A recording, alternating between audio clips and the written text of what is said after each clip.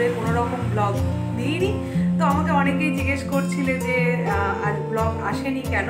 তো অনেক সময় কি হয়, ইচ্ছা করে না, তো কোনো কাজ দেখবে করতে করতে মনে হয় থাক আজকে একটু রেস্ট নিই। তো দুদিন না করার পরে আমার মনে হচ্ছে এবার তোমাদের সাথে কথা বলে এমন একটা অভ্যাস হয়ে গেছে, না কথা বলে ভালো লাগে না। তো আজকে আমি শুরু করেই দিলাম। আর আজকে সকালবেলা না একটু ঠান্ডাটা আছে, দুদিন ধরে কিন্তু ভালো পরিমাণে গরম পড়ে গেছে। তো আমরা যতদিন ছোটোর দিকে দেখেছি এরকম গরম কোনোদিন দেখিনি, যে পাখা পর্যন্ত চলছে অনেকের বাড়িতে এরকম শীতে, আর কম্বলগুলোকে দেখে অস্বস্তি লাগছে। তো যাই হোক, আজকে আবার একটু ঠান্ডাটা রয়েছে। আর আমাদের আজকে আবার একটা স্পেশাল ডে, সেটা হচ্ছে স্বামী বিবেকানন্দ আজকে 159তম জন্মবার্ষিকী। আর আরেকটা দিন আছে আমাদের, এই যে রাস্তাটা তোমাদের দেখিয়েছি যেটা গঙ্গার ধারের দিকে যায়, এই যে দিকটা বাইরে প্রচণ্ড রোদ, সেগুলো তারা তোমাদের বাইরে দেখাচ্ছে। তো এই যে রাস্তাটা গঙ্গার ধারের দিকে যায়, তো এখানে পুজো আছে। তো সেই পুজোটা হচ্ছে ছিন্নমস্তা পুজো। তো তোমরা হয়তো অনেকে জানো, অনেকে জানো না যে ছিন্নমস্তা পুজোটা কি হয়। তো এটা হচ্ছে মা কালীর একটা রূপ, যে রাগের চোটে যখন ওই শিবকে তোমার শিবের উপর উঠে গেছিল, তো অনেক রকম রূপ ধারণ করেছিল। তো এটা হচ্ছে একটা রূপ। তো রাগের চোটে নিজের গলা কেটে হাতের উপরে রেখে দিয়েছে, আর তার পাশে ডাকিনী যোগিনী দুজন সঙ্গী ছিল, তাদেরকে নিজের রক্ত খাওয়াচ্ছে। তো এটাই হচ্ছে মায়ের একটা মূর্তি, এখানে পুজো হয়। তো একদম গঙ্গার ধারে 3-4 দিন ধরে পুজো হবে, ছোটোখাটো মেলা হয়, তারপরে প্রোগ্রাম হতে থাকে, বাচ্চাদের ডান্স গান এইসব হয়, আবৃত্তি হয়। তারপর কোনো একদিন যারা ঠাকুরের গান করে তারাও আসে, এসে প্রোগ্রাম করে।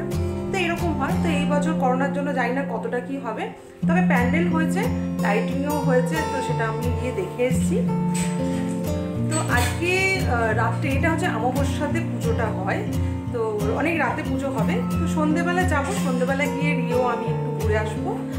তো তোমাদেরও সঙ্গে অবশ্যই আমি শেয়ার করব যে মায়ের মূর্তিটা কেমন হয় আর কিভাবে পুজোটা মানে কোথায় পুজোটা হচ্ছে, কিভাবে পুজো হচ্ছে সেটা আমি দেখাতে পারবো না, কারণ আমি নিজে মানে এত ছোটোর থেকে বড় হয়েছি, আমি এখানে কোনোদিন দেখিনি। কারণ এই পুজোতে আগে মেয়েদের নাকি দেখতে দিত না, অনেক রাত্রি পুজোটা হয়, তো এখন নাকি মেয়েদের দেয় দেখতে। তো আর যে ঠাকুর মশাই, তিনিও কিন্তু লোকাল কেউ না, তারাপীঠ মায়ের মন্দিরের ওখান থেকেই ঠাকুর মশাই আনা হয়। আর ওখানে আর খুব কঠিন পুজো, আশা করি আমি এইদিকে কোথাও এই পুজো দেখিনি, একটা অনেক দূরে বিহারে না কোথাও একটা হয় মন্দিরে, আর এই একটা পুজো হয়, আর প্রচণ্ড ভিড় হয়। আর প্রথম অত লোক ছিল না, আস্তে আস্তে এখন অনেক লোক জেনে গেছে, এখন অনেক লোক আসে। আর আমরা প্রত্যেক বছর 1-2 দিন হলেও যাই। তো সন্ধ্যেবেলা যাবো, তো দেখতে থাকো ব্লগটা, তোমাদের কাছেও শেয়ার করব আমাদের এই ঠাকুরটা কেমন হয়। তো আশা করি তোমাদের এই ঠাকুরটা দেখেও খুব ভালো লাগবে, একটু অন্যরকম, যারা জানো না তাদের জন্য। যারা জানো তাদেরও দেখিয়ে দেবো, অনেকে আসতে পারো না এখানে। তো চলো কাজ টাজগুলো করে নিই, তারপর আবার তোমাদের সাথে গল্প করছি।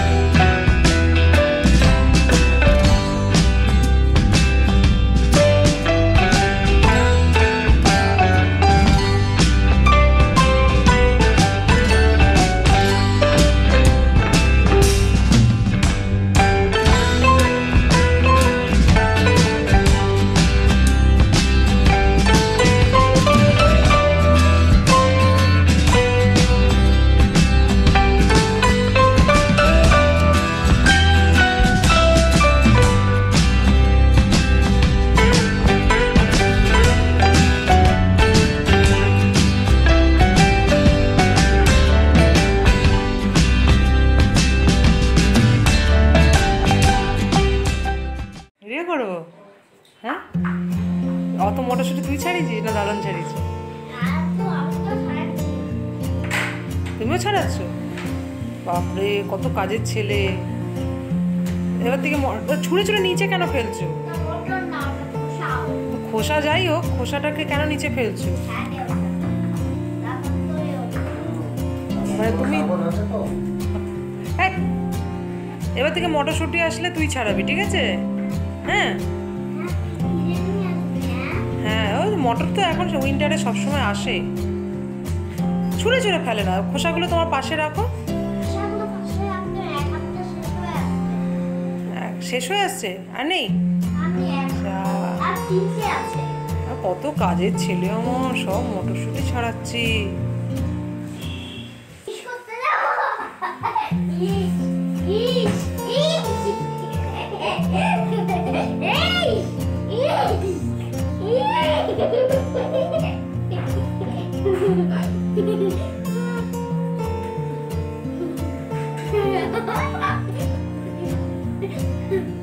আজকে হঠাৎ করে জানি না কেন খুব বেশি ঠান্ডা নেই, কিন্তু তা সত্ত্বেও মাঝে মাঝে মনে হচ্ছে কি যে একটু চাদরটা গায়ে দিই। সোয়েটার করতে পারবো না, তো সেই জন্য চাদরটাকে গায়ে দিচ্ছি একবার করে, আবার একবার করে খুলে রাখছি। কারণ গায়ে দিলে একটু লাগছে গরম, একটু কাজ টাজ করার পরে আবার এদিকে খুলে রাখলে লাগছে ঠান্ডা। তো সেই জন্য চাদরটা মাঝে মাঝে এইভাবে জড়িয়ে রাখছি। তো ব্রেকফাস্ট তো হয়ে গেছে, এবার এখন রান্না করব। আর দুদিন ধরে আমাদের মাটন খাওয়া হয়েছিল, পরশু দিন মাটন রান্না হয়েছিল আর সেটা আমরা কালকেও খেয়েছি। তো সেই জন্য আজকে হবে নিরামিষ। তো আজকে যে মাছটা নেওয়া হলো সেটা কালকে খাওয়া হবে। আর মাছের তেলটা যেটা, সেটা ভাজা হয়ে গেছে অলরেডি। তো কি কি রান্না হতে চলো তোমাদেরকে একবার দেখাই। তো সকালবেলা এইগুলোকে তো কেটে নিলাম। এইটা হচ্ছে বিটকে কুড়িয়ে নিয়েছি, তার সাথে পেঁয়াজ আর রসুন থেতো করা আছে। তো এই রসুন পেঁয়াজ আর এরকম কালো জিরে ফোড়ন দিয়ে এটা বানাবো ভাজা। আর রিওর জন্য একটু মাটন আমি রেখে দিয়েছিলাম, তো ওর জন্য যেহেতু সবজি খাওয়া হবে না মাটনের সাথে, তো সেই জন্য আমি একটুখানি গাজরও দিয়ে দিয়েছি। আলু দিয়ে মাটনটা রান্না করবো, কষিয়ে। আর অল্প একটু মাংস রান্না করতে খুবই ঝামেলা তো হয় আবার মাটন, তো একটু কষিয়ে নিয়ে কুকারের মধ্যে দিয়ে দেবো, হয়ে যাবে। তো ওর জন্য একটুখানি গাজরও দিয়ে দিলাম, খাওয়া হবে। আর এটা হবে হচ্ছে উচ্ছে আলু সিদ্ধ। তো এই উচ্ছে আলু সিদ্ধ খেতে আমাদের বাড়িতে সবাই খুব ভালোবাসে। তো এই উচ্ছে আলু সিদ্ধ হবে, আর ডাল অলরেডি রয়েছে, তো সেই ডাল দিয়ে হয়ে যাবে। তো এই দেখো একটুখানি মাটন ছিল, এর সাথে মেটে আর মাংস একটু রেখে দেওয়া হয়েছে, তো সেটা এখন বানাবো। তো চলো রান্নাটা শুরু করে দেওয়া যাক।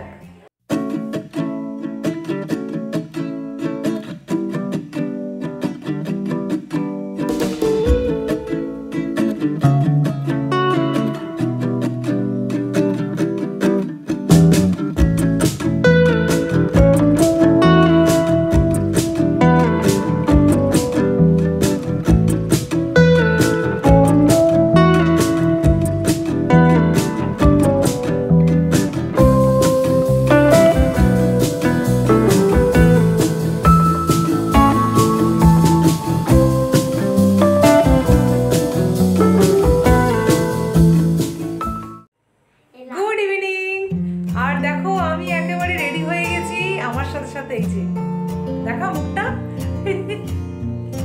রিও রেডি হয়ে গেছে। আর এই আজকে ঠান্ডাটা একটু, অত ঠান্ডা নেই, অল্প ঠান্ডা আছে। বললাম হালকা একটা জ্যাকেট পর, না এরকম মোটা একটা জ্যাকেট পরে নিয়েছে। আর যখন খুব ঠান্ডা থাকবে মোটা জ্যাকেট পরতে বলবো, তখন পাতলা একটা গেঞ্জি পরে ঘুরে বেরোবে। এই হচ্ছে ছেলে।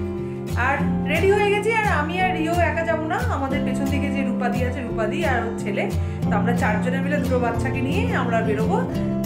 মানে ও ওর বাচ্চাকে নিয়ে, আমি আমার বাচ্চাকে নিয়ে, তো বেরোবো ঠাকুর দেখতে। আর আর দেখো এই মাছটা এই বানালাম, তো দুটো বানিয়েছি, এটা আমার জন্য আর এটা রিওর জন্য। তো জাস্ট এই দুপুরবেলায় বানালাম। তো এই নতুনটাই পরে যাবো।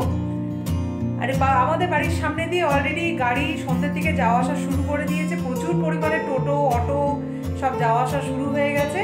তো চলো দেখতে থাকো, আমরা এক্ষুনি বেরোবো। জাস্ট ও রেডি হচ্ছে, আমরা রেডি হয়ে গেছি, এবার বেরিয়ে পড়বো। তো আমরা বেরিয়ে পড়েছি ঠাকুর দেখতে, সেজে গুজে, লিপস্টিক লেগেছে, সে সব ঢাকাঢাকি দিয়ে দিয়েছি। এই যে রূপাদি আর আমাদের আর একটা পুচকে, দুটো পুচকে হাত ধরে ধরে আসছে। আর এখানেই কথা বললাম, কারণ মন্দিরের ওখানে গিয়ে মনে হয় না কথা বলতে পারবো, প্রচণ্ড গান ঠান বাজবে। তো চলো দেখতে থাকো।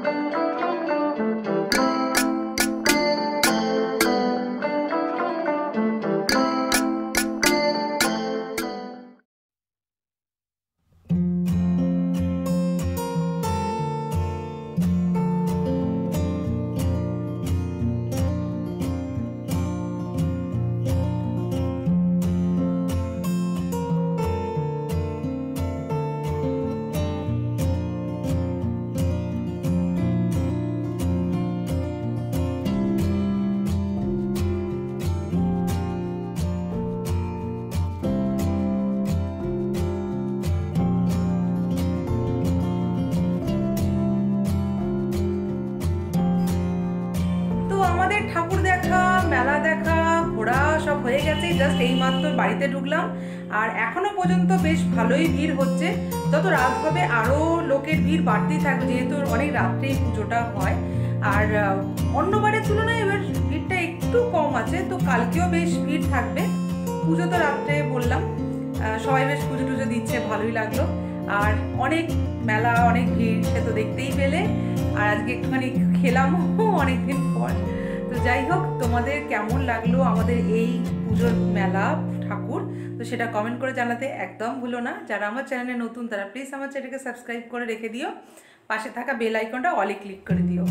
আর যত পারো এই ভিডিওটাকে অনেক অনেক করে শেয়ার করে দিও। আর ভালো লাগলে লাইক কমেন্ট করতে কিন্তু ভুলো না। তো চলো, আজকের মতো এখানেই রাখলাম, আবার নতুন ব্লগে দেখা হচ্ছে।